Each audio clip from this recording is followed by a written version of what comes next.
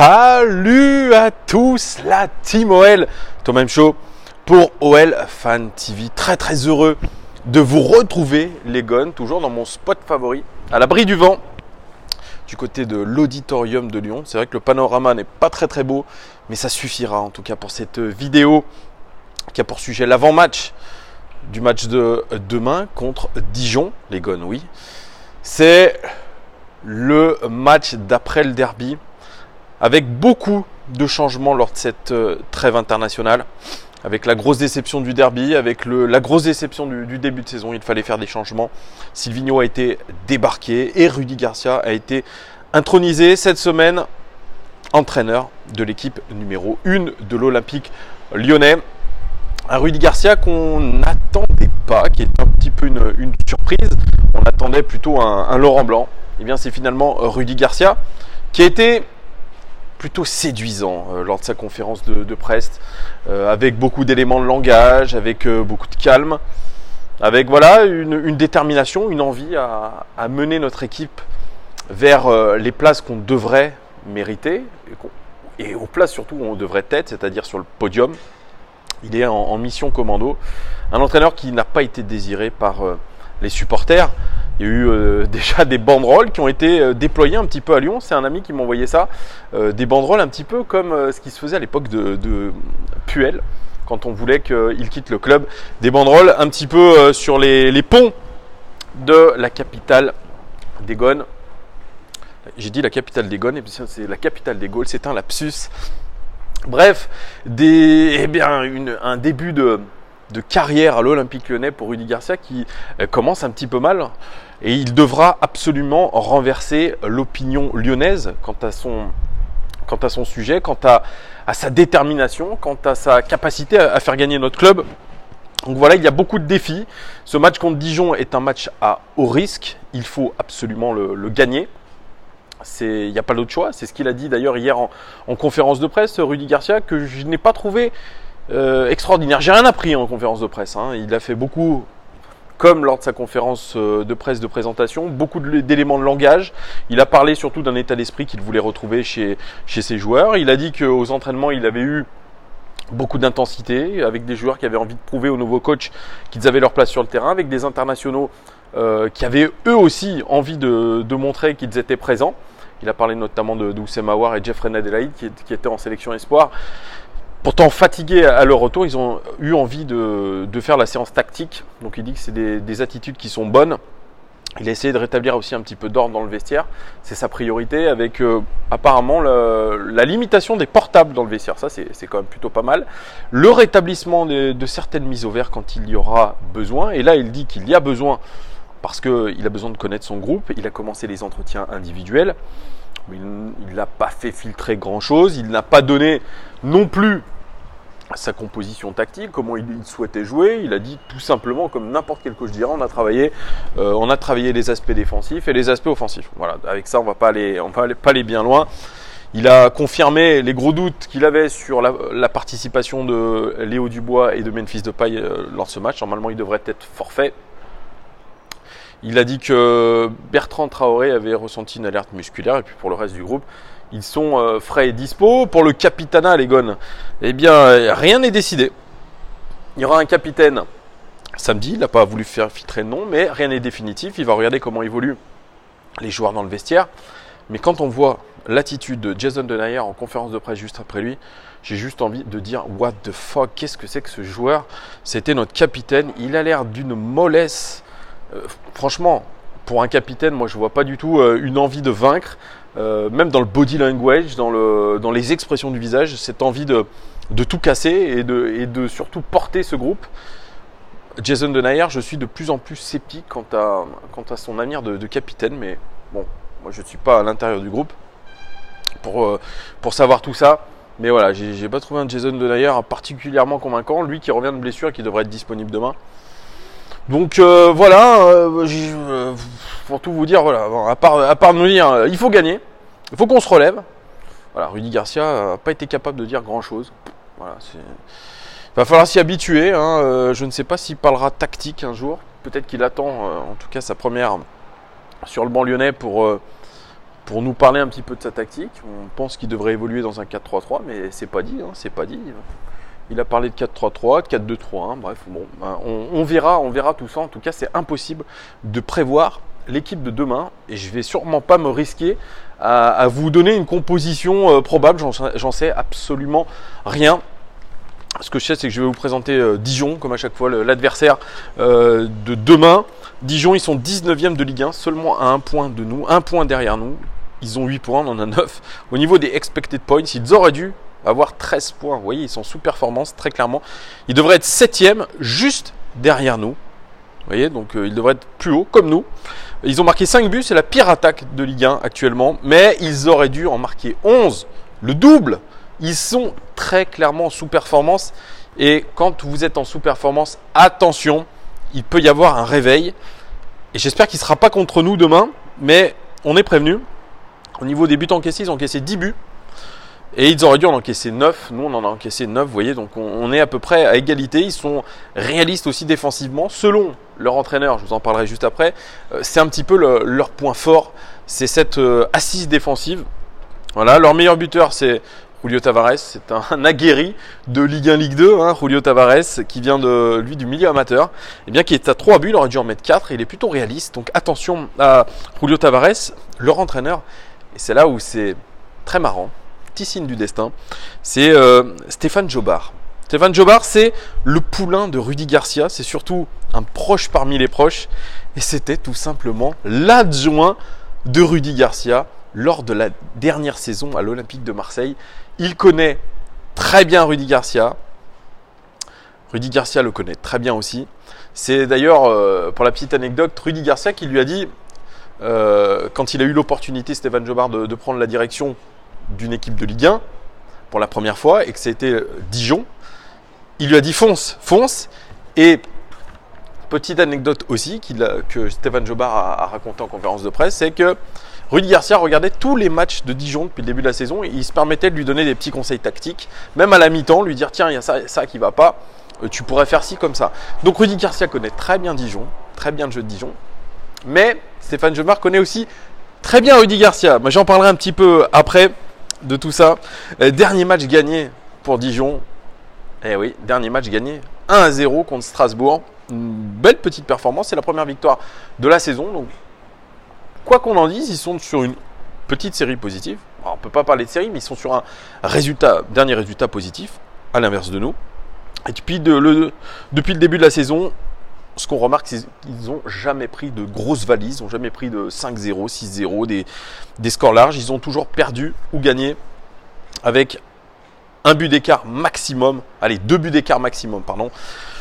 Donc vous voyez, c'est une équipe qui est plutôt cohérente défensivement, qui ne marque pas beaucoup, mais qui, si elle se réveille, peut faire très très mal. La tactique de Stéphane Jobard, c'est un 4-4-2. Dans les faits, sur le dernier match, quand on regarde la position moyenne des joueurs, je vous mettrai en infographie, c'est un 2-4-2-2.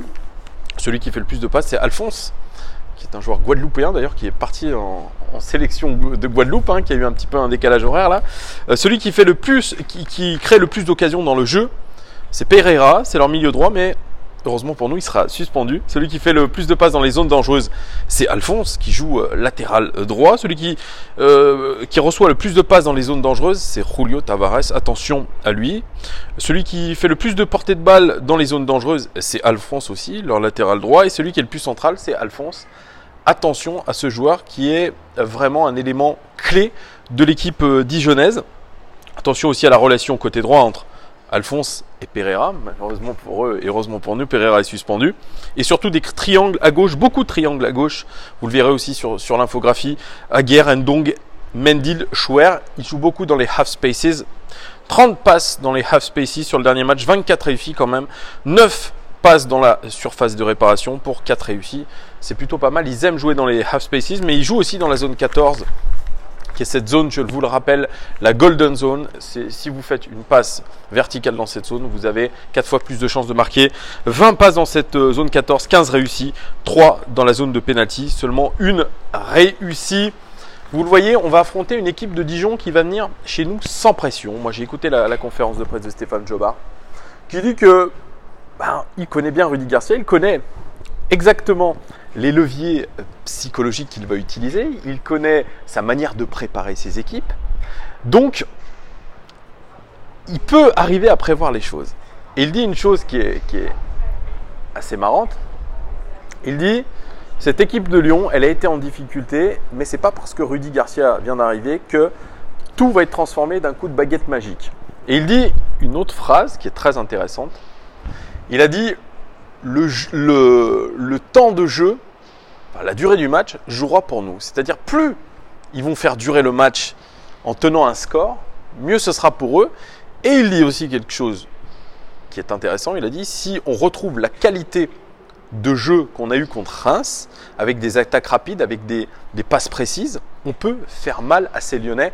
Et moi j'y crois parce que regardez, vous voyez les expected goals, ils sont clairement en sous-performance.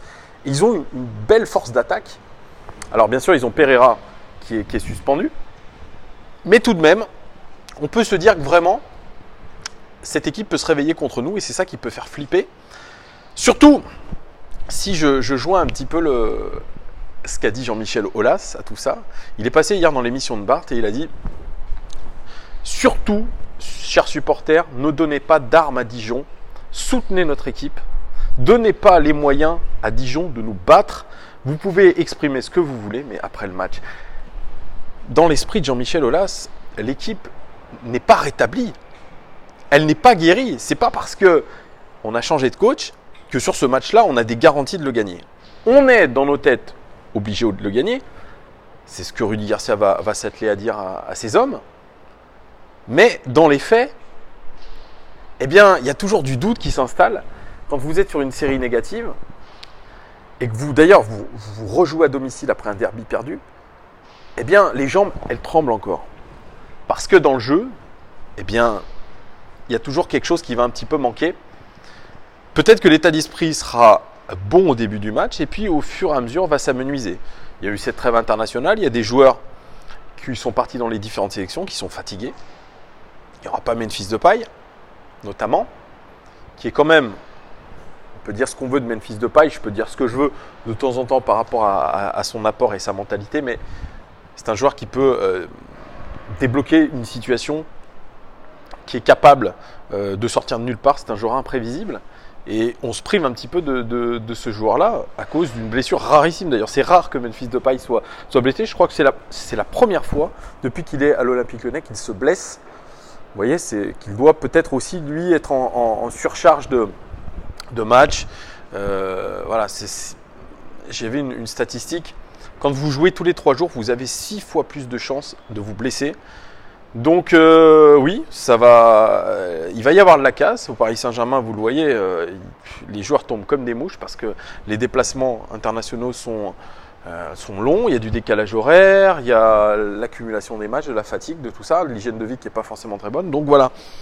Donc là, on n'est pas forcément sous les meilleurs auspices. Surtout que moi, je trouve que cette coïncidence, le fait que Stéphane Jobard affronte Rudy Garcia, pour moi, c'est pas un signe positif. Parce que Stéphane Jobard, il connaît vraiment dans le détail Rudy Garcia. Il ne le connaît pas que depuis l'année dernière. Il le connaît depuis des années et des années. Il a été le joueur de Rudy Garcia avant d'être mentoré, si je peux dire, par Rudy Garcia. Donc il connaît, il sait comment faire Rudy Garcia. Il connaît la méthode Garcia, il connaît tous les leviers que va mettre en place Rudy Garcia et peut-être aussi son système de jeu. C'est pour ça que Rudy Garcia, je pense que dans sa tête, il a envie de brouiller les pistes et il a envie de sortir quelque chose de son chapeau parce qu'il sait que Stéphane Jobard, il connaît des choses. Donc c'est pour ça, moi j'ai trouvé vraiment l'entraîneur de Dijon très serein, tranquille. L'objectif pour Dijon, c'était de gagner le dernier match et puis surtout de ne pas se faire distancer par les équipes du bas de tableau. Là, il dit qu'ils viennent à Lyon dans l'espoir de faire un coup. Ils viennent soit pour une victoire, soit pour un match nul. Et je vais aller plus loin, les gars. Vous savez qu'en pronostic, je suis pas trop mal ces derniers temps. Bien, si vous voulez mon avis, il y aura match nul entre Lyon et Dijon. Lyon ne gagnera pas. Lyon ne gagnera pas. J'espère que je me trompe. J'espère pour votre porte-monnaie que je ne me trompe pas. Parce que la cote, je crois, est très intéressante. Je crois que c'est 5 la cote. Moi, je vois un score d'un partout. Je ne vois pas notre équipe capable de gagner Dijon. Par contre, je la vois capable de faire un coup ensuite en Ligue des Champions à Benfica. Mais ce contexte-là, Rudy Garcia, Stéphane Jobard, Dijon qui est en sous-performance au niveau des expected goals, l'assise défensive dijonnaise, le fait que nous, on soit toujours dans une sorte de marasme, je ne pense pas que Rudy Garcia puisse changer les choses d'un coup, d'un seul comme ça. Ça va prendre un petit peu de temps. Je ne crois pas à l'électrochoc Rudy Garcia, même si l'exemple Puel est criant, mais l'exemple Puel, il était plutôt prévisible. Vous avez un Puel qui arrive à Saint-Étienne, auréolé de nombreuses années d'expérience en Angleterre, avec un différend avec l'Olympique Lyonnais, avec un discours de meneur d'hommes vraiment, parce que Puel c'est quelqu'un qui a vraiment la poigne, avec le fait de relancer des jeunes, surtout lancer des jeunes et relancer des joueurs qui étaient au placard, et contexte derby. Tout était réuni pour gagner. Là, c'est un petit peu moins le cas. Vous avez la défiance des supporters lyonnais envers Rudy Garcia, le président obligé d'aller faire une émission sur sa propre chaîne pour demander aux supporters quasiment tout le long de l'émission de ne pas trop l'ouvrir, de ne pas siffler l'équipe, d'être derrière son club. Il y a des vents contraires, il y a beaucoup de vents contraires pour ce match-là. Je ne pense pas que ça soit le match du renouveau. C'est pour ça que je ne vois pas notre équipe perdre. Mais je vois notre équipe faire un match nul. Ouais, je le vois bien, je sens ce contexte-là explosif. Voilà, peut-être que je me trompe, j'espère me tromper. Parce qu'en tant que supporter de l'OL, on espère que notre équipe va repartir de l'avant, bien évidemment. Mais voilà, tout ça pour vous dire que voilà, l'OL quand même doit faire le job, c'est impératif, parce qu'on ne peut pas continuer à végéter. On a une deuxième partie de première partie, je ne sais pas si on peut dire ça comme ça, bref, vous m'avez compris. Il nous reste les matchs avant la trêve, il va falloir faire une belle série. Puis il faudra aussi se qualifier en Champions League, ça c'est aussi évident. Donc il y a beaucoup de pression en ce moment sur les épaules des joueurs. Il va falloir vraiment une vraie prise de conscience collective.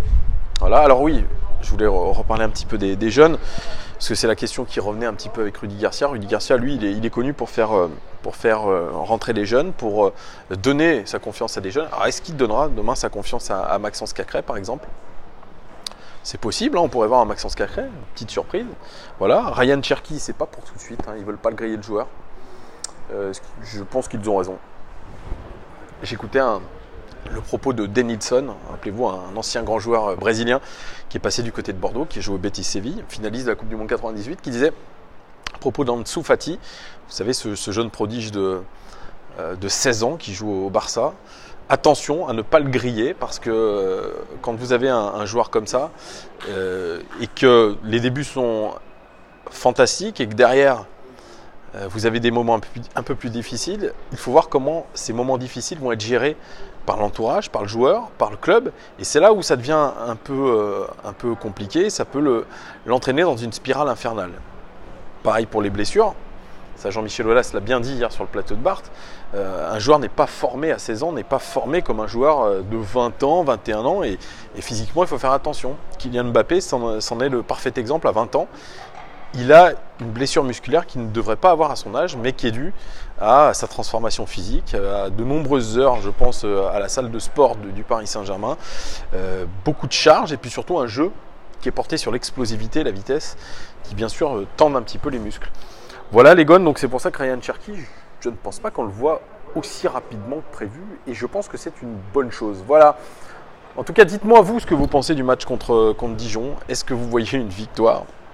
Est-ce que vous voyez une réaction de l'OL pour essayer d'aller de l'avant ? Voilà, dites-moi tout en commentaire. Est-ce que si vous allez au stade, est-ce que vous allez siffler Garcia ou pas ? Dites-moi votre état d'esprit, les gones. Voilà, bien évidemment, il y aura la vidéo d'après-match et je vous ai préparé une vidéo de présentation du Benfica Lisbonne. Je pense que ça vaudra un petit peu le détour. Voilà, je vous dis à très très bientôt. Je vous souhaite un bon début de week-end. Je vous souhaite un bon match. Et je vous dis à très très très vite les gones. Ciao, ciao, ciao, ciao.